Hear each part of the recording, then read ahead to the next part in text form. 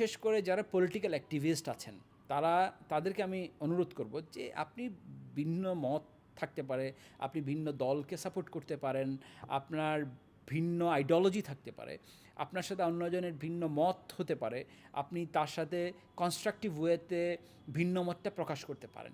এটার জন্য আমি বলবো যারা অ্যাক্টিভিজম করেন বা বিশেষ করে পলিটিক্যাল পার্টিস যারা আছেন, যাদের কর্মীরা বা যাদের অ্যাক্টিভিস্টরা বিশেষ করে এইরকম গালমন্দ ইত্যাদি বিষয়গুলোতে অত্যন্ত দক্ষতা দেখাচ্ছেন ইদানিং, আমি মানে একটু খুব সার্কাস্টিক্যালি বলছি কথাটা, কিন্তু দিস ইজ ফ্যাক্ট।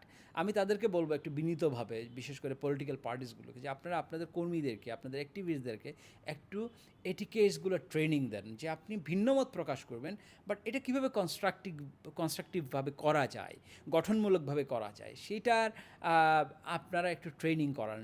আপনারা দেখেন বিদেশেও কিন্তু সোশ্যাল সাইট ব্যবহার করা হয়, অন্যান্য অনেক দেশে ব্যবহার করা হয়। সেখানে কিভাবে এই অ্যাক্টিভিজমগুলো হয়, কিভাবে তাদের মতামতগুলো তারা প্রকাশ করে, কিংবা ভিন্ন মতটাকে কীভাবে প্রকাশ করা যায়। একটা মানুষ মারা গেছে কিংবা একটা মানুষ অসুস্থ, সেখানে গিয়ে ওই মানুষটাকে সে পছন্দ করে, সেই জন্য সেখানে সে হাহারি দেয়। এই যে বিষয়গুলো, এইটা যে একটা অসুস্থ এবং টক্সিক কালচারকে আমরা প্রমোট করছি আমাদের সমাজে, এবং এইটা যে একটা বিষ, এবং এই বিষ যে একদিন আমাকে নীল করবে না, এটার কিন্তু কোনো গ্যারান্টি নাই।